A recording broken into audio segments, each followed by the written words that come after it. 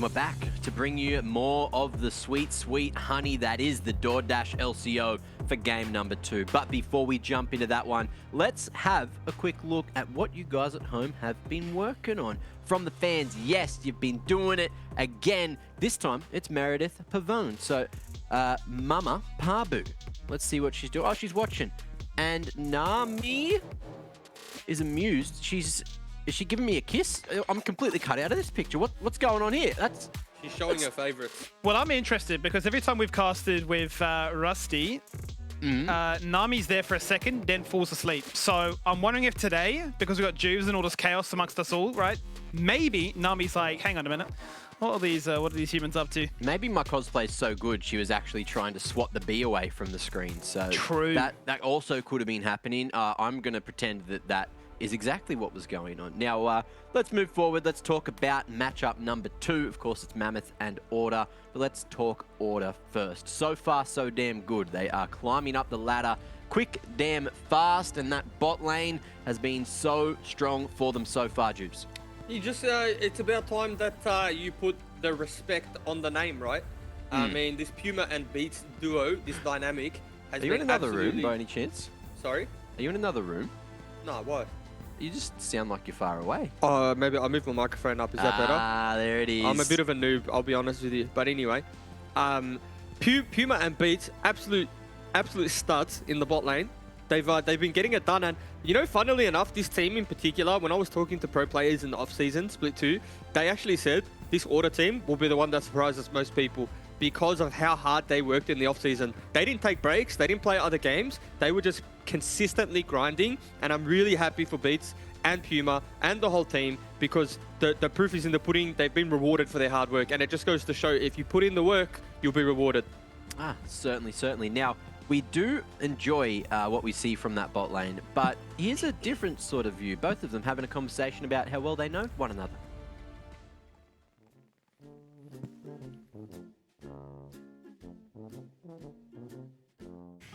That was easy. So obvious. Right? Oh wait, we have Max. I forgot about Max. Yeah, probably Max.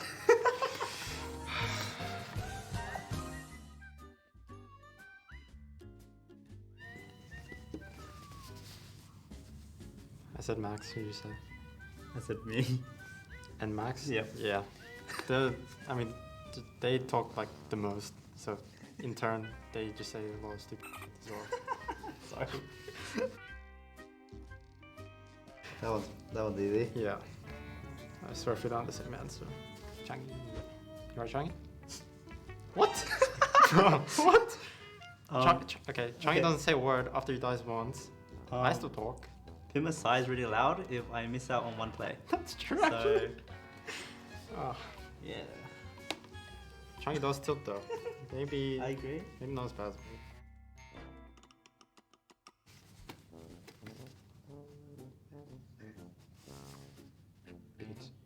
It's definitely not true. Changi likes anything that moves.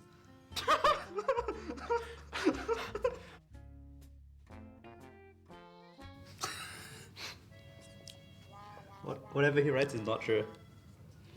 You sure? Yep. Definitely not true. Well then, who else is it?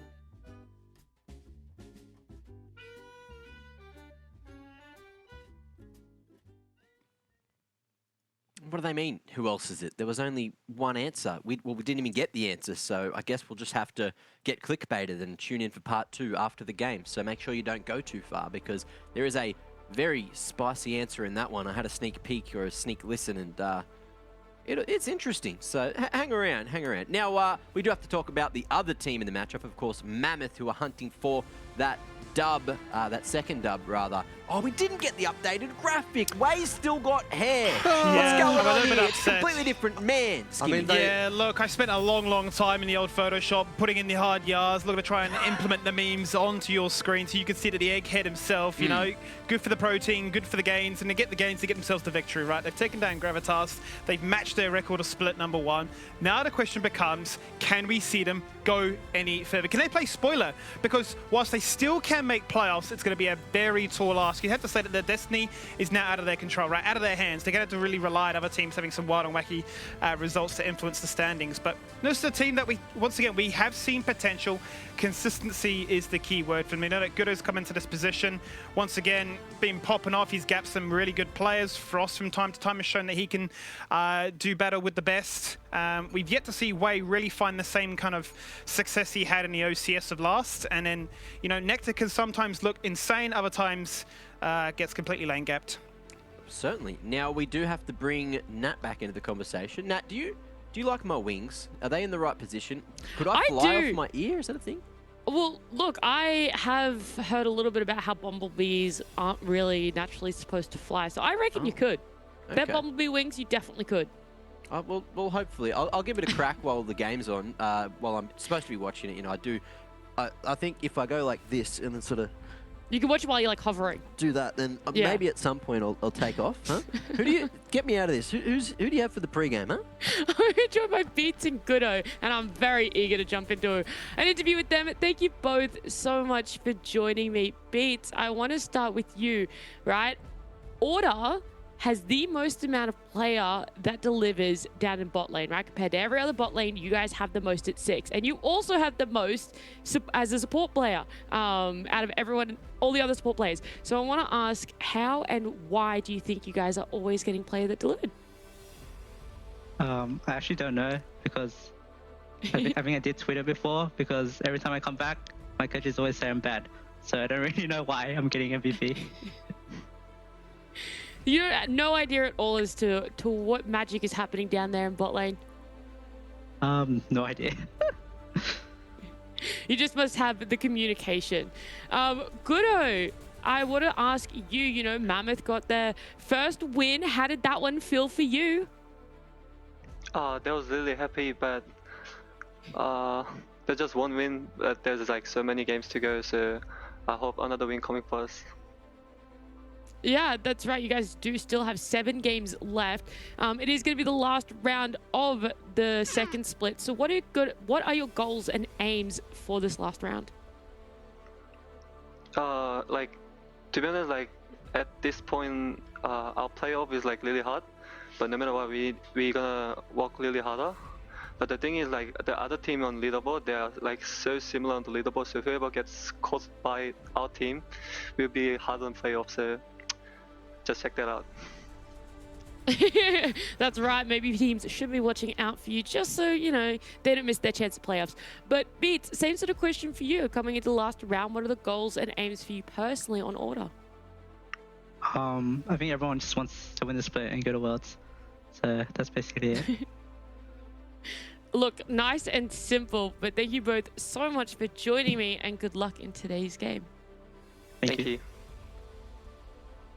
Very good to hear from both the boys there, and we'll see how that one goes for them as we do head towards the match. But you know what that means? It is time to look at the predictions. So, Jubes, which way have you gone with this one? I have gone the way of Order, Okay. just pure from a mathematics point of view. You know, Order have won more games, a lot more games than Mammoth. Mammoth have only picked up 1 win. And I think Order just That's it. might snag this one. Okay, all right. What about you, Skimmy? Did you crunch the numbers there in the office?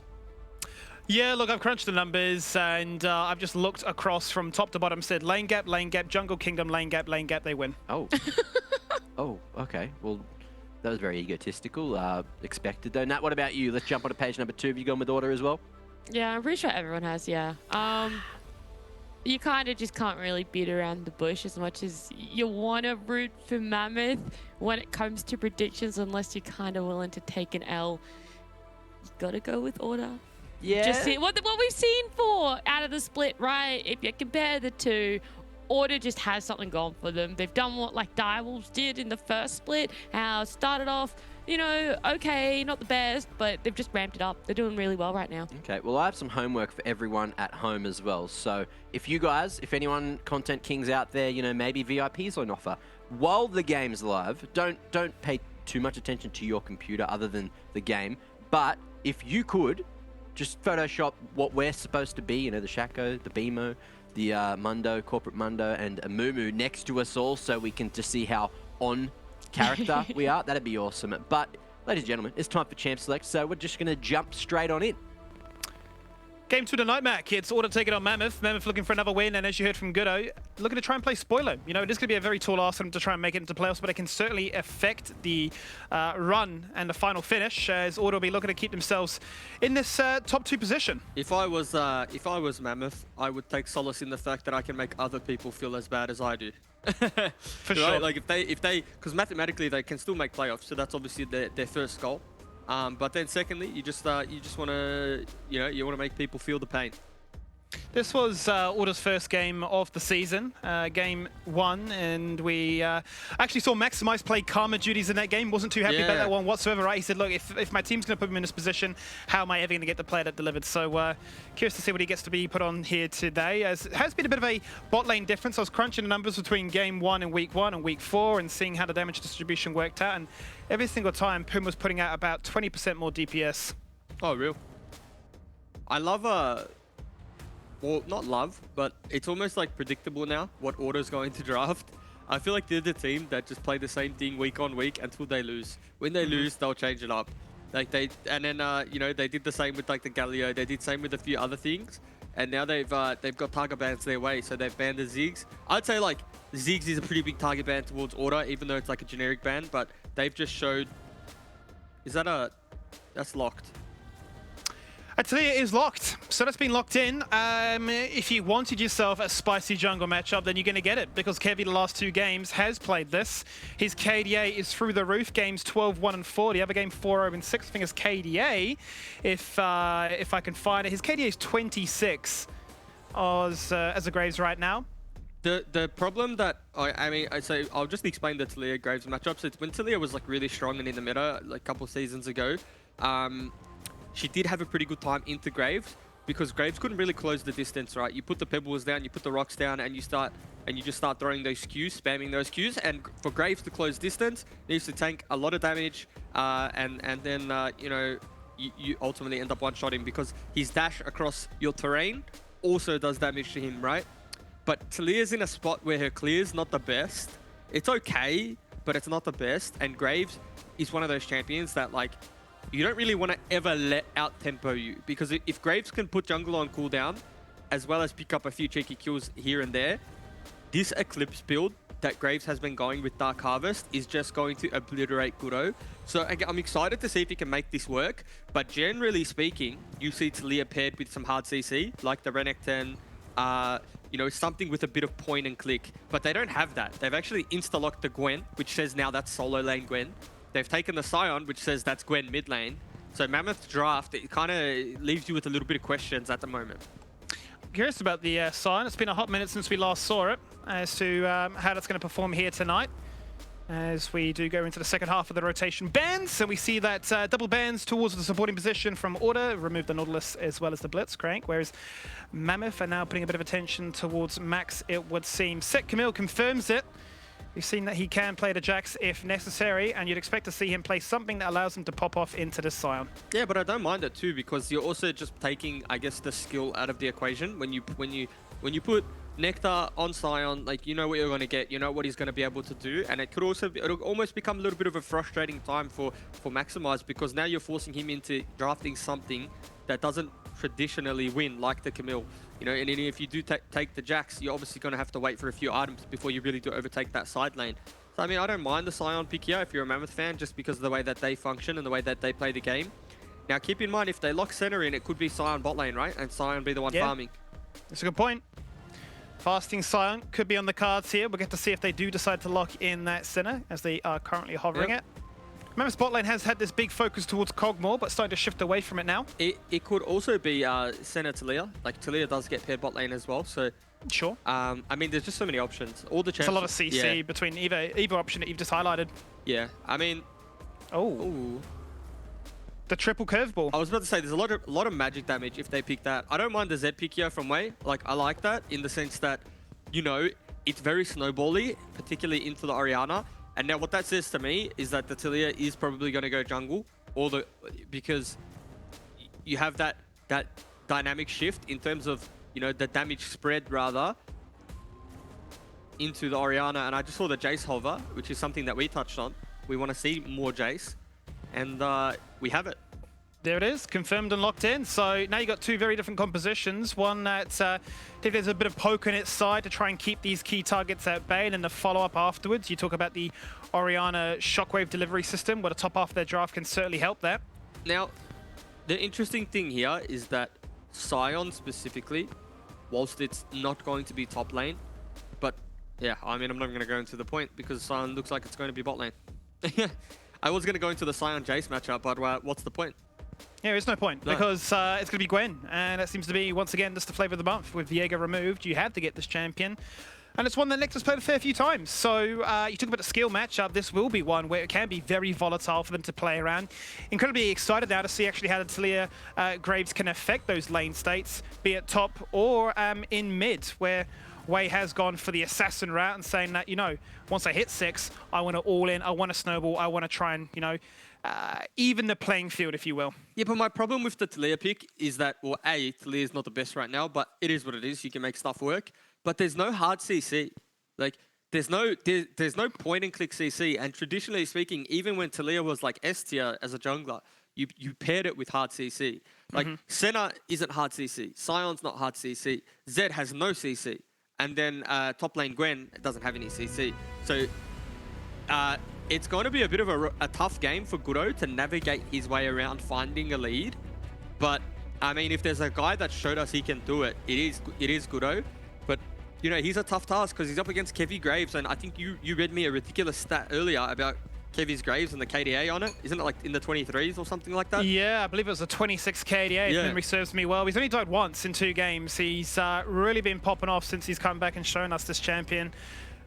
He gave us the kind of the meme interview, right? Said +2 AD, by the way. So, you know, you've heard it there. And I'm very curious to see how it plays here. Yeah, and so, I mean, both compositions have some very obvious ways that they want to play the game, which I won't go into because I know you have someone waiting for you. We certainly do. Coach Omo on standby on the side of order as we welcome him back in for another cheeky interview. Omo, what a great run of results recently. You know, you started a week tied in 3rd. You've then taken down the 2 teams that are tied there with you. So would you say that now this is order playing at their peak potential? I don't think we're quite there yet, but I think we're getting a little bit closer than we were before. What would you put that down to? Would you say it's the super weeks, be it patch changes, or just time to, you know, facilitate the synergy necessary? Honestly, patch changes have helped us for sure, but I don't think it's just that. I mean, the meta is definitely on our side. We've played Graves every game this week, and Kevy, like you guys mentioned, have been smurfing every game.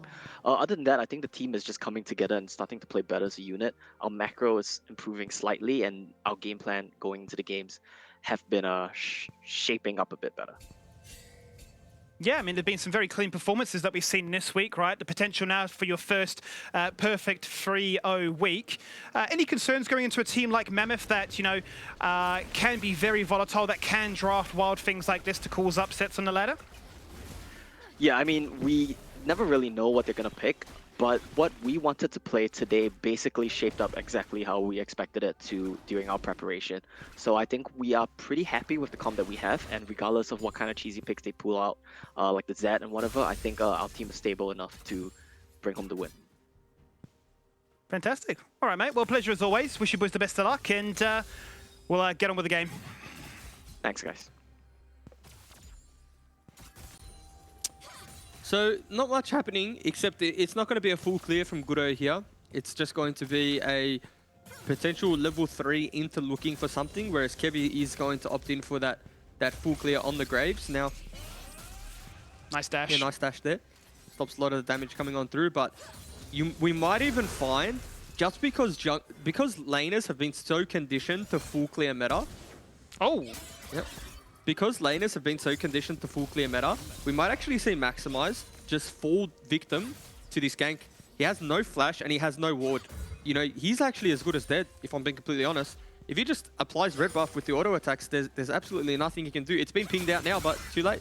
Yeah, here comes Gudo. He's already burnt that flash. Gudo on the flank, looking for the minefield, looking for the knockback more so than anything so far. As Maximize jumps and in, sidesteps all that, but he can't sidestep defeat. And there's first blood for Mammoth. Now, again, very good gank there coming from Gudo, and they've come into this game with a very obvious strategy and it's going to be one of those gank-heavy ones. Give Guro a lot of the resources because, again, whilst Talia isn't your traditional, you know, S tier, A tier, maybe even B tier jungler, if she gets going and she gets gold, it doesn't matter. Like, she will one-shot. She has one-shot potential. And the range from the side of Order, you know, besides from the Orianna, isn't the biggest. Like, Graves isn't a big range carry. Jace isn't really a long range carry either. Yeah, the Shock Blast, but, you know, for him to be in hammer form and auto attack, it's not long range. So there is going to be a way for Guro to find a lot of value in this champion pick. It was just a question of whether A, he had enough CC in his lanes, and B, whether or not he could get ahead. And so far, you know, he's behind in farm, but he's got a kill to his name.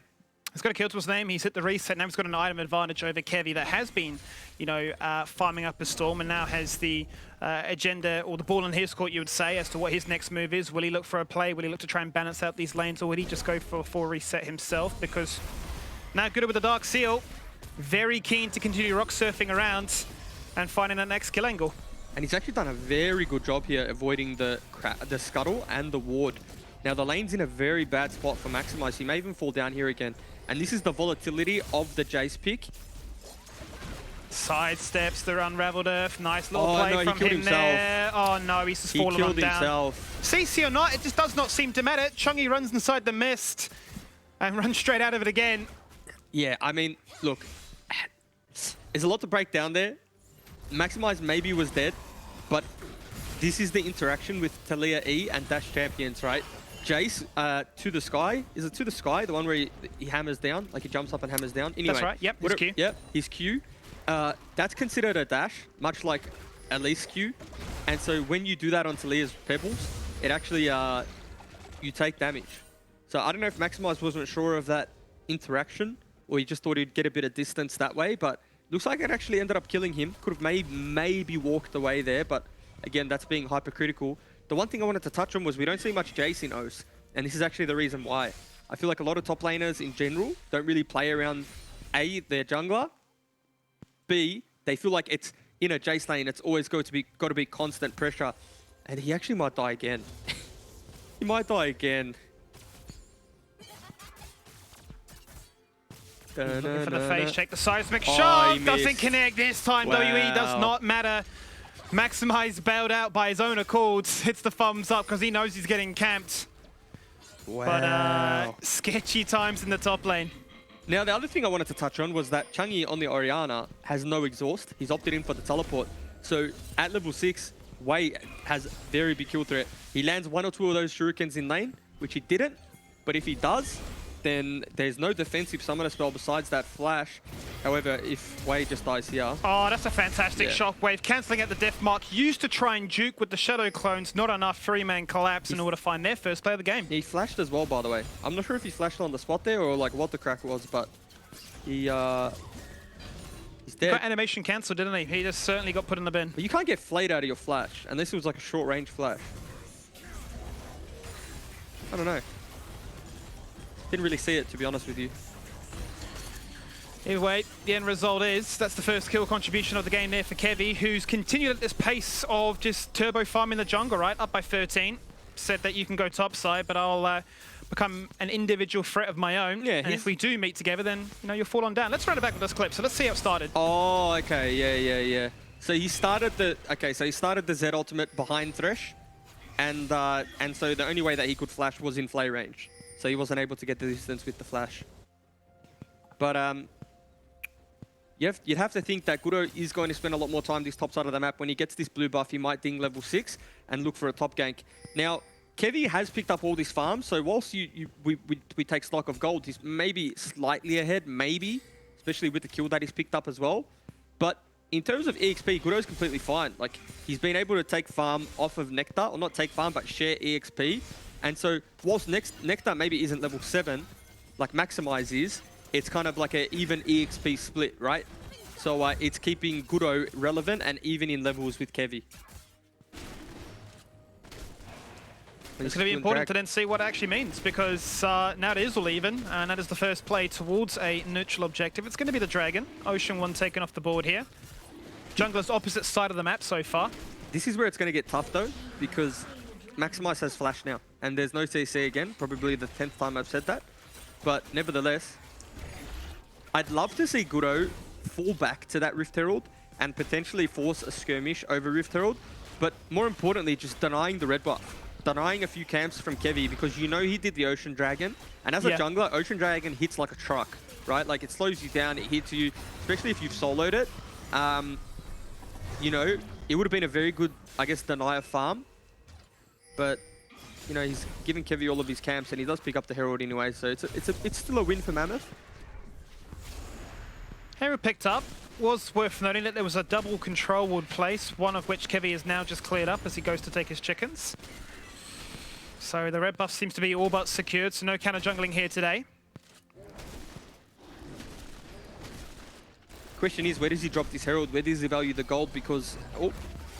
Might be a bit of an all-in on the boss side right now as the hook goes out. First of all, the Flay. Moonlight Vigil.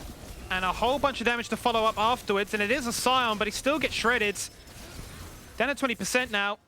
And Gudo is being forced to come down here to try and bail them out. It's a 2-level lead, and he has the perfect guns for that situation. So it's really good laning again coming out of Puma and Beats, right?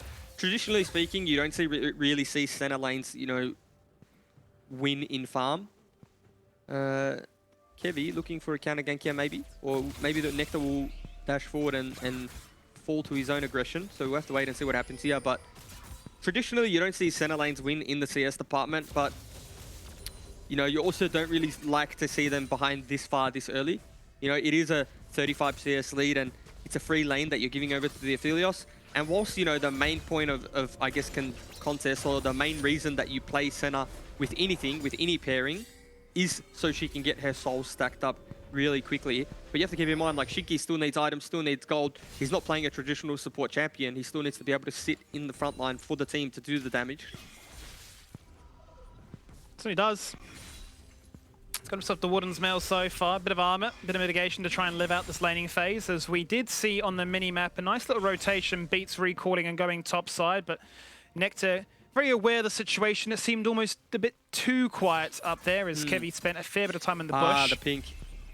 This time good to get spotted. So the attention that these junglers are showing topside is now starting to be recognized. Max has the protection in his own Tribe Rush. That's probably Herald going down though, right? That's why he's pushing it, and that might be Frost dead. Yeah. That's a nice little play. Oh, the blast cones are good. Oh, well, I spoke too soon. Yeah, he burnt Flash, yeah. But this potentially is first turret that falls, right? If they wait for next wave, or even this wave, Max probably not feeling comfortable walking up to this turret. Wave coming as well. Thresh has Mobius and Predator. He's going to gank mid lane and then look to come top, but might be too little too late. There's the Predator looking forward. The hook connects as well. They're all in. The shockwave, the Dawning Shadow, the mitigation may just be enough. He can... Now he's going to try and turn things around. Flashes away, hits the death mark. I don't think there was enough damage to make that really stick. Yeah. And in comes Kevy to save the day. Just very good map movement from Beats. It feels like, you know, whilst Kevy's been there, it's really been Beats as the catalyst. I mean, Kevy's just put the jungle on cooldown, been farming and really following his support around. So it's just really good jungle support synergy. And they've just been there to help one another, clean up each other's, not mess, but I guess clean up each other's successes, right? Yeah, for sure. And it seems like this game has really been about, you know, rotations and cross-map understandings, right? As to how a lot of these kills have been found. I mean, and how does gold leads been achieved? And if you want to take stock of game state, right, at 12 minutes in, Aphelios has a gold bounty. Yeah. Has picked up the Immortal Shield bow, but maybe I'm seeing things, or I could have sworn Puma had a bounty. Well, he realizes I'm not a wanted man anymore. He's left the game. We've got to pause. We'll have to wait from producers as to what the issue is. But in the meantime, this is a quick stock check of where we find ourselves 12 minutes into this game. Order lead by 1,200 gold. 1,200 gold, and you know, they're probably ahead in the jungle. They're ahead in the bot lane. They're ahead in mid. They're ahead everywhere. Let's be honest. You know, maybe not maybe, but definitely the one place that they're not ahead is where Nectar is. So Kevy, richest man in the game. Gudo, Nectar, you know, I guess holding up the fort for Mammoth. And you never, like I said, you never really expect a center lane to just be, you know, ahead on gold, right? Center lanes generally struggle in getting farm because they're generally playing either a melee range champion, or it's not as strong early into the potent, like 2v2 Aphelios Thresh.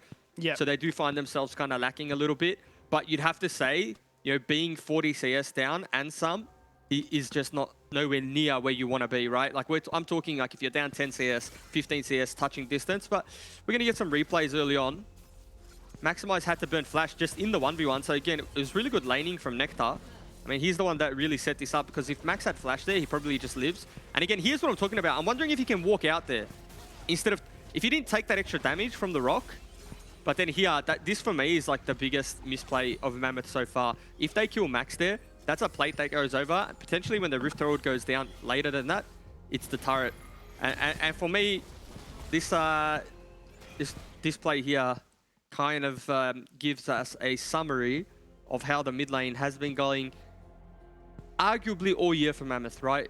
It's, you pick this champion, you expect it to have a real solid laning phase into the Orianna, or at least find the window to find the solo kills, at least, you know, and maybe even find the roam, because again, Graves early levels isn't the strongest duelist. It's not going to beat a level 6 Zed with Ignite, but I mean, he's just been, after that gank, relentlessly under tower, getting poked, getting harassed, and yeah, it's looking like a game of where's Wei going to find his opportunity? Where's Wei going to find his window? Because at the moment, there's no windows, it's just a prison cell. Yeah, I mean, it's just you're locked in mid lane, right? There's nothing scary for me, especially when you're versing an assassin that you're like, where is he? You know, he's pushed out the wave, he's now roaming top mid, top bot, and he's just looking to influence the map, act as another jungler. He can pretty much one-shot you and catch you if you're looking to try and control the vision game. But that's not been the story, right? He's been caught a few times. The flash hasn't been enough to get him out of harm's way, and you start to worry because you know what a Zed can do. But a Zed from behind, you'd rather anybody else right now. So, and you hit the nail on the head. A Zed ahead, you know what he can do, but a Zed from behind, I mean, it's not really a champion as we head back into live. But again, if you take stock of the gold here, Skimmy, which there's going to be more gold going over towards Nectar now, you're happy, right? You're content. Sure. The top side of Mammoth is in a very good spot. But my problem is, and he's dead. Yeah. But that's why this is the MVP bot lane of OS. Okay. Oh, so well. That's where I spoke too soon. Well, cast a curse. That's where you try to be a little bit too cute, right? Like, Order's trying to be a bit too cute. Beats can just tank turret, really solidify that kill and finish it off. But, you know, they kind of, again, being too cute with it, I think, in my opinion. There's nothing like good hard Yaka League of Legends, right? Where you just solidify the kills, take a bit of turret damage. You know, there's no need to do the old walkaways, the old fadeaways. Just pick up the kill and pick up the turret. But they want to look cool doing it, didn't they? Yeah, and you kind of want to say almost like, yeah. And I was right, by the way. Puma did have a bounty just from farm. He's like 140 CS up, well, not up, but 140 CS, more than 10 CS per minute. Some turret plates to his name. No kills, but bounty. They're just crushing the laning phase, and whilst you could say that this is what a Fasting Sinner's lane's looking to try and achieve, the fact is Beats has gone for this Predator tech. Ooh. He's finding the rotations, and he's saying, well, we can farm ahead in bot lane, so we're winning there. I can now influence the other lanes too. Kevy's ahead. He's huge. What are you going to do now topside? Because that seems to be the big focus and target for Mammoth. Bully maximize to make this chase irrelevant too. Gudo has flash, so he should be okay to live here. And I mean, if he does make this one out, which he will, the flash for the teleport, whilst, you know, it's arguably not the best trade when you consider it just in a holistic sense. But if you consider the breathing room it gives Wei to push the lane out, and hopefully Wei doesn't die here though. Got to be careful. Once again, going for the death mark, has no flash, just going to fall on down the collateral damage. Enough with the Eclipse. Kevy now 4-0.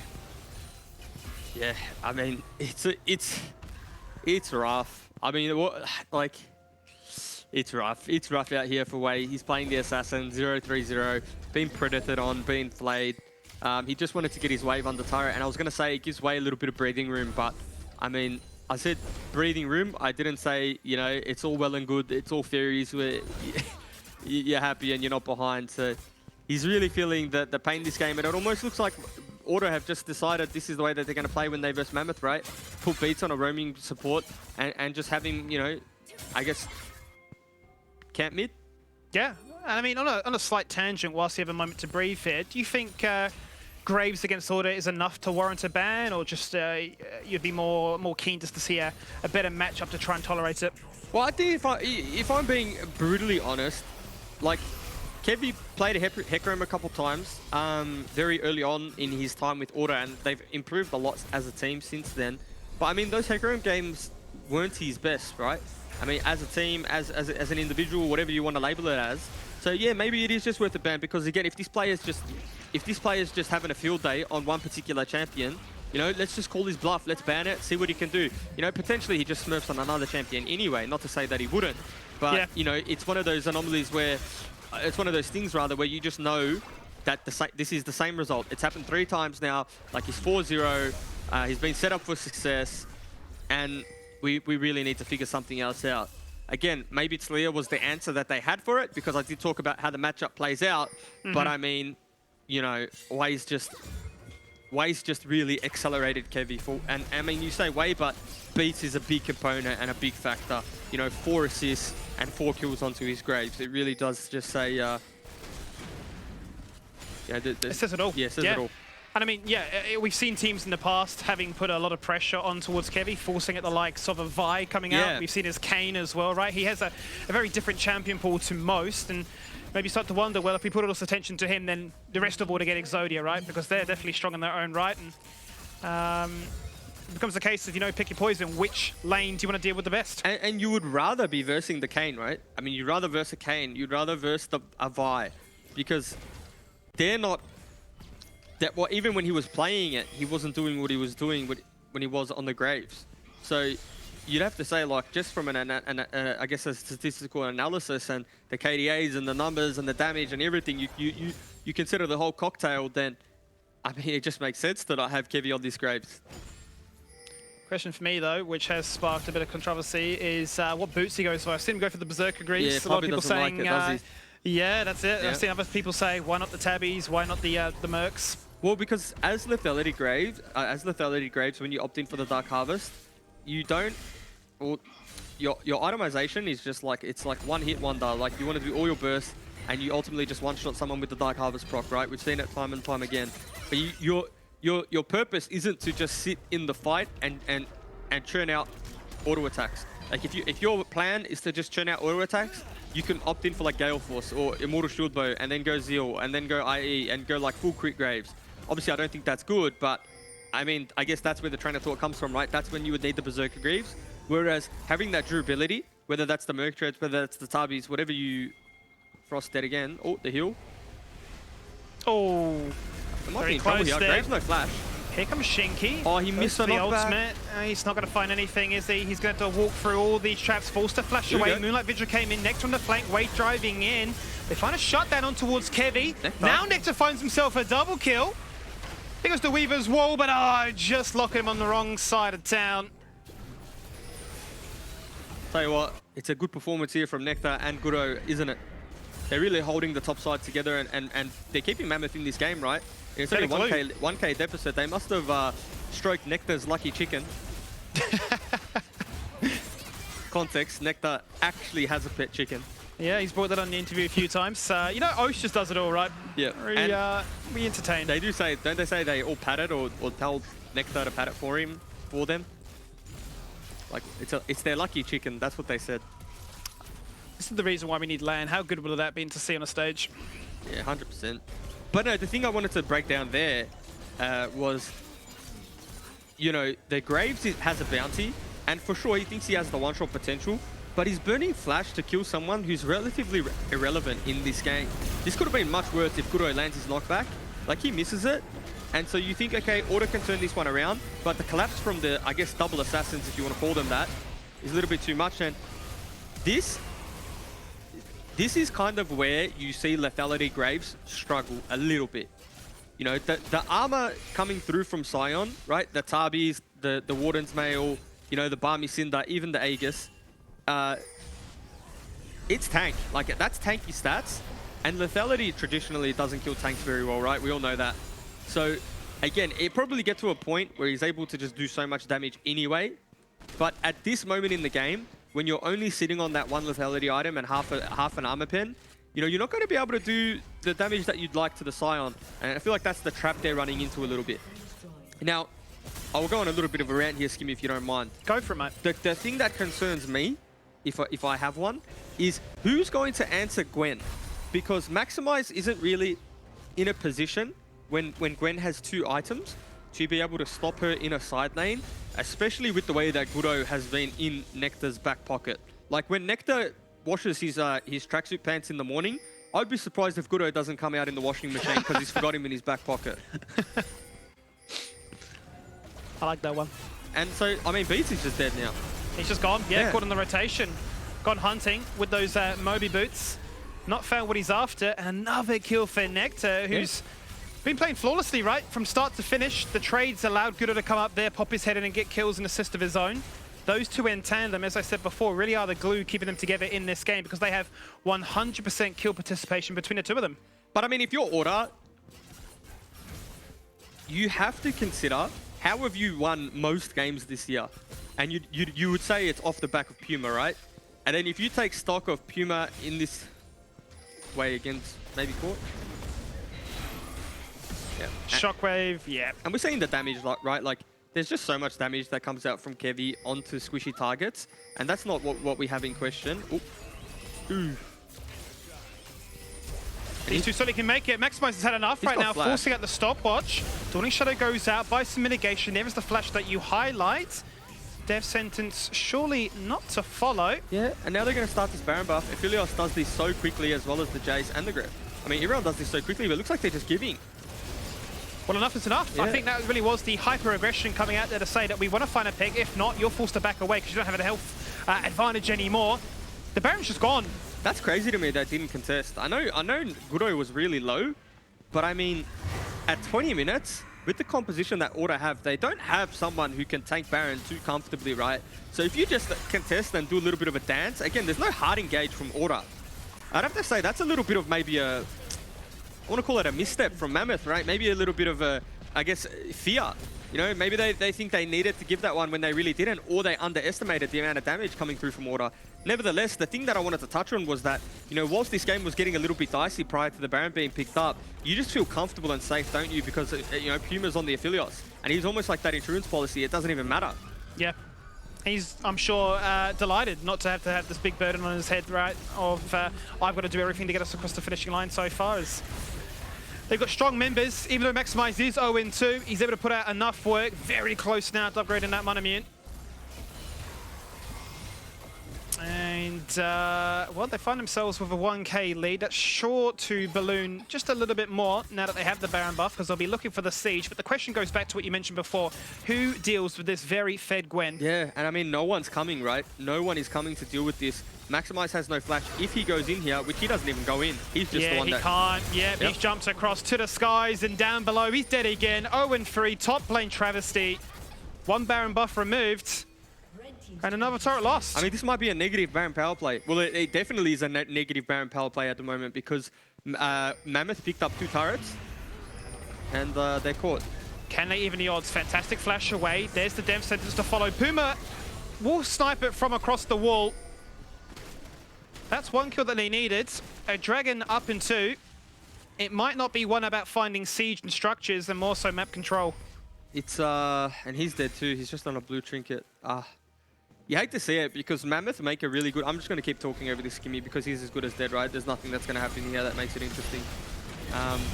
So you'd have to say Mammoth make a good play topside, right? They even break turret and they make 2 bad plays bot side.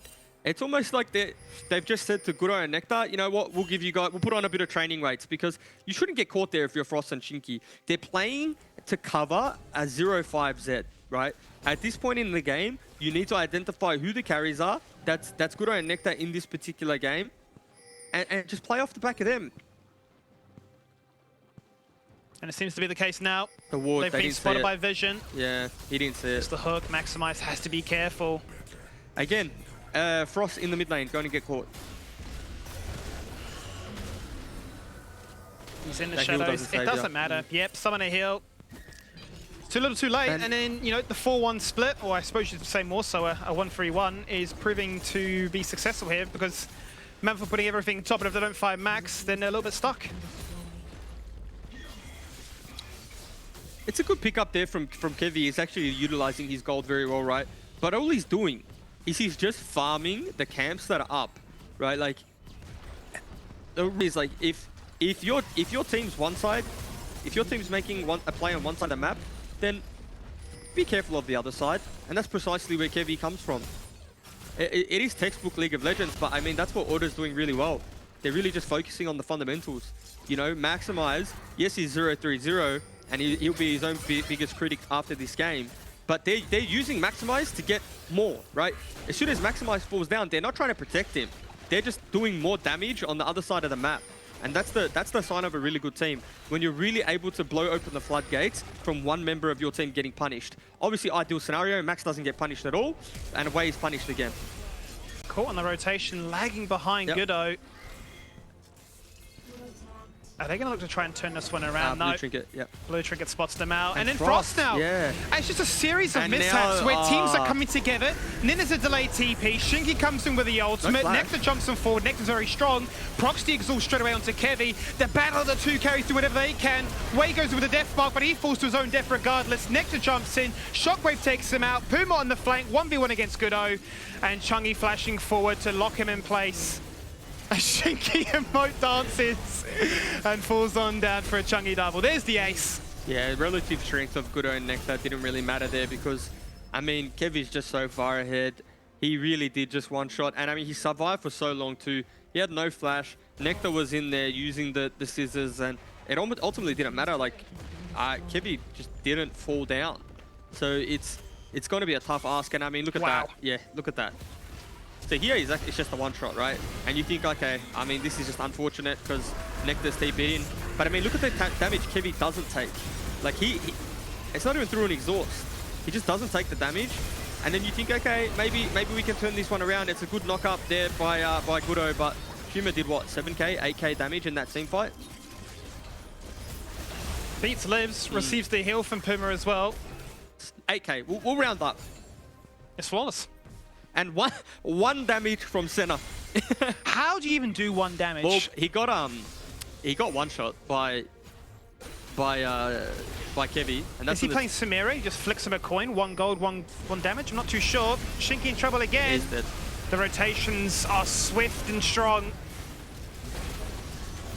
I mean, I'd love to know the souls that Senna has, because he's really not even 78. doing 78. Yeah. I can see it now. Yeah. So starting to, but you know, you'd probably want another, what, 20 to really start feeling that late game power? Yeah, you definitely need, I mean, you need some souls and some items at this point because you're contesting a Helios, that's 3 items, and a Baron buff, and Wei might be dead again. Yeah. Command attack, that's certainly what he did. He protect, he attack, he does it all really, doesn't he, Chungy? Yep. He's not just a utility player, he's having a fine carry performance. Chungy protect, Chungy attack, and more importantly, he sends Zed back. Oh, very good. You like it's poetic. Yep, clip that one. They get a turret here, so Nectar's again, he's doing his best in the side lane to really turn this one around for Mammoth, but, you know, Beats might go down here. That was the trade for the Baron, so ought to have picked that one up on respawn. Kevy dashing across, looking for some of that armor. Ultimate is very close, but it does find it. The deceiving long-range nature of the two marksmen is enough to take down Goodo, who thought he was safe. At least he died. What? How many? I'd love to know how big that range was. Is that like 2k range? Because he genuinely died off screen. The Helios passive was the sniper. It's just ridiculous, isn't it? You think you're safe, and you know, after all these nerfs, all these changes, the whole season going by, he just still does it all. Yeah, and that's a soul that's gone across to order now. Wei looking for a pick in the side here. If Jace... never mind. I was going to say, if Jace face checks, maybe there's an angle, but the Eclipse is just really strong in the 1v1, and he is a level down. Max jumping forward, looking to try and take him out. Wei dancing with the enemy as a clone. He's now 0-8. A minion on the map so far. Fantastic Lantern taking him out. Could have been compromised. Nice little route landed by the center, but Puma will not fall on down. He's 50% for the moment. Has the stopwatch, but has no summoners. Wants to try and lifesteal if he can, but with the Baron buff still ticking and soon to fall on down. They're going to look to really find some sieging success this time around. Yeah, it's really, really hard to play the game with Mammoth's composition now, right? Because all they want to do is set up the picks, utilize this Talia knockback into the pebbles, into some rocks, and potentially look for the one-shot. But at this point in the game, you just have so much range. What do? You have Jace, EQ poke. You've got Orianna just to zone you with the ball if you don't mind. And I mean, you've got the hooks that are landing, and your tank is really not your tank anymore. Nectar's been rage pushing a few times, even without TP available, saying, well, we've got to try and get ourselves out some way because now you've got 3 waves crashing against you. I mean, I feel like, and again, I know you don't mean this, but I feel like saying rage pushing means like he hasn't played a good game. But I think Nectar has been fantastic. Oh, he's played phenomenally. Yeah. But there have been times where he's watching his team get caught in rotations and saying, well, what do I do? Do I just push a turret? I have to do something. I can't just passively lose. Yeah, I know. And I mean, it's just, you really do feel for him, I guess, in the instance, like, oh, engage. Well, it's do or die here as Mammoth have lost every single inhib. They've taken Nectar out Beats. again. Can they find more? Nectar, rage pushing, rage gaming, jumps on through. Zed may have found his totem towards Kevy, and they have found it. Wei has the kill. He's done it here today. Yeah, Philios though. But Maximize jumping across the wall with the shock blast, looking to pat all these low members down. He finds himself a double kill. Sends Shinky to the afterlife. He's a clone punching on, trimming the wave, but not much more. Super minions, double supers are going to start flooding the map. I think and the Winions might just end the game. They may live to fight another day. Nectar's ultimate is coming up shortly. If they can hold, again, don't know if they can. Very tough ask. But if he gets ulti up, oh no, they're not even going for the last stand. The Nexus is exposed. Here we go. Mammoth are going to jump on in. It's Nectar that's found one. They remove Puma. The Nexus getting lower. Down at 20%. Maximize doing it all on his own. Going golden. Chungy comes in. One final auto. And Order finished super weak. 3-0. 3-0. You got to be happy with that. And it was definitely, it was a good game from Order. But again, you're going to be happy when you win a game and there's stuff to learn from it too, right? It wasn't just a stomp. You know, they got punished by Mammoth. Mammoth can hold their heads up high. You know, they didn't go down without a fight. It was a really good performance from Order though, right? The bot side of Puma and Beats yet again. Whilst it necessarily wasn't the Puma show in the early game, it was definitely the Beats show, which, you know, it ultimately got Kevy the lead. He did, and then Kevy took over the game. It was a big ask for them with the strength of schedule they had, but they've taken them down, Mac. They've beaten the best. They've got the perfect week, and now they can sit quite comfortably in second place. They certainly can. And again, I get my prediction right because Twitch chat's head was screwed on today. So very excited about that one, as well as Order getting another dub. So yes, you mentioned it. Yes, there were a few points where things didn't quite go right. But then again, Beats was just so damn good at setting up so many of the kills, even from the get-go. Burning that flash on Wei, making his life hell in mid without a flash for the safety of it. So from there, it was very hard for him in that mid lane. But again, the bot lane is just shining through, doing their job and living up to the standards that we, I guess, know them for now. I'm really enjoying this Predator tech from the Fresh, right? It's really allowing the support players to shine. I think we've had a few times where we're saying, you know, it's very hard to try and get the play that delivered to a support player because you're looking at these massive KDAs from the carry stars, but you're really starting to notice the support difference in games, be it their timings, their rotations, their pick targets, their ability to understand win conditions. I think this was a really good game, right, Juice, for understanding win conditions and when to sacrifice. Yeah, 100%. And I mean, it really goes to show you that this Order team, they don't have one person that they rely on, because sometimes they actually do rely on Max. And on this game, it sounds funny to say he was on the Jace, but he really wasn't a factor in this game. Like, they don't need him to play well to win, and that's the sign of a good team, right? You don't need all your members firing on all cylinders. You know, if one person has a rough day, that's all right. Like, we got Puma, we got Chungy, we got Kevy, and then, you know, they're gonna have bad games sometimes, and that's where Maximize needs to step up and really, you know, make his name known. So I think this Order team's really finding their comfort and really finding, I guess, their rhythm, and it's a dangerous time of the season to be finding it if you're an opposition team watching in. I'm so excited that we get to actually see some Graves in the jungle because I've been waiting for that since last split. I was like, oh, we're going to see it. And the only time I got to see it, it didn't really work. And that was at Worlds when Pabu decided to play it. So, you know, hopefully he gets his chance to bring it here to the LCO and do some good work with it. But for now, Kevy just seems to be the king of the Graves and king of the jungle, it seems, doing a whole lot of work. +2 AD diff, of course. And look, it was almost a 10k gold lead, but just the Dragon Soul, everything going their way, and it was more than enough to walk their way to victory. But again, Order doing it without really having any sort of tankiness on the team. Everyone just, you know, looking for more a damage-based comp. Anyway, Nat, let's bring you into the conversation. How you doing? Did you like that one? I did. Yeah, I mean, I'm always going to say yes. I love watching league games, so there's never a game I'm going to come in and be like, nah, you know what? I do really like it. There could be more action. Could have been more fighting. Yeah, sometimes, you know, you lose your prediction, though, and you're like, nah, I hated it. I didn't get my prediction. And that's what really matters at the end of the day. However, Yes. you have someone to have a chat to, don't you? I do. I'm going to be joined by Puma. Congratulations on yet another win for Order. You guys go 3-0 this week, so how does it feel?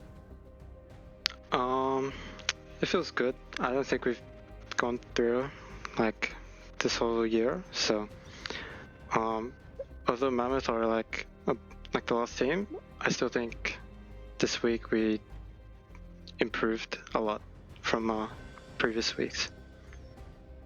Yeah, what would you say was the key improvement that you might have shown tonight? I'm not really sure. I think this week we've kind of had some like a lucky meta change, and Kevy's like Turbo and Grace, which I don't really understand why he keeps getting the pick, but I think this patch is like really good for us, I think. Yeah, I did ask Kevy earlier in the week about the Graves pick, but I guess from your point of view, why do you think it is so key, and why do you guys keep picking it when it is available? So basically, the team, we read the patch together sometimes, and this Grace buff and like seeing his full clear, we thought it was just really good.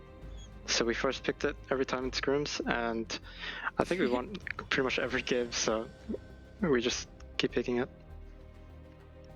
I love it. I mean, if they're not going to ban it, then you may as well just keep picking what works for you guys. But look, congratulations again on the win and a 3-0 week, and thank you for joining me. Thank you. There you have it. Good to hear as well from him. I think we're going to be hearing from him in a moment as well. Something quite questionable. However, that is coming up shortly. A good way to send it to the break as well. But before we get there, we always have the DoorDash player that delivered, and today it was your boy Beats from the bot lane doing a whole lot of work and pretty much perma-roaming mid, right, Jubes? Yeah, he hit that Predator button, put the NOS on, and just flew down mid lane. And he really he actually made Wei. If you asked Wei how he felt playing that game, that might be his most unenjoyable game yet. And that is like mainly due to Beats. Even the hook over the wall into the blast cone auto that got Kevy another kill in the Dragon Pit, which is really nice. And I think Beats just set the tone for his team in that early game and really got them over the line. And I think Rusty's going to be having a field day in chat. God. 70 wards placed. That is ridiculous. The game wasn't even that long, was it, Skimmy? It wasn't, and it just shows the sheer dominance, right? They had the control, the understanding, the ability to find those picks and, you know, project their sheer class in this game. Yeah, I guess with Predator as well. Was he running Zombie Ward? Didn't see. You didn't see him? I doubt it. I don't think so. Not That with, could have been not a with reason. Thresh. For the Oh wait, no, inflated Predator. ward. Sorry, you're right. He probably has Zombie Ward because he has Predator. Yeah. I was like, wait, Guardian? Nah, but he takes, yeah. Yeah, okay. Nice little bit of synergy there. Now, we are going to go to a break, and there's a sick track, which is Bus Stop from Kinder, the Mashed and Kutcher remix. But before that, if you want to find out who pees on their hands, please watch this one from Order. What? Just watch. He comes in with the ultimate. Nectar jumps him forward. Nectar's very strong. Procs the exhaust straight away onto Kevy. The battle of the two carries through whenever they can. Wei goes with a death mark, but he falls to his own death regardless. Nectar jumps in. Shockwave takes him out. Puma on the flank. 1v1 against Goodo. And Chungy flashing forward to lock him in place. A Shinky emote dances. That was the trade for the Baron, so Order picked that one up on respawn. Kevy dashing across, looking for some of that armor. Oh. Ultimate is very close, but it does find it. The deceiving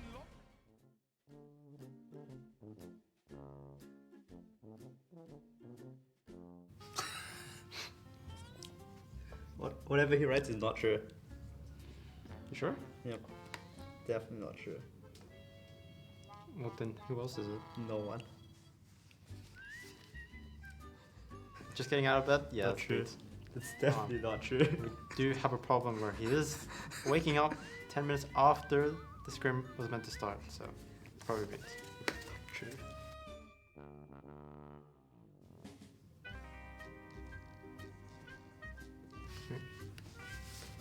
Changi.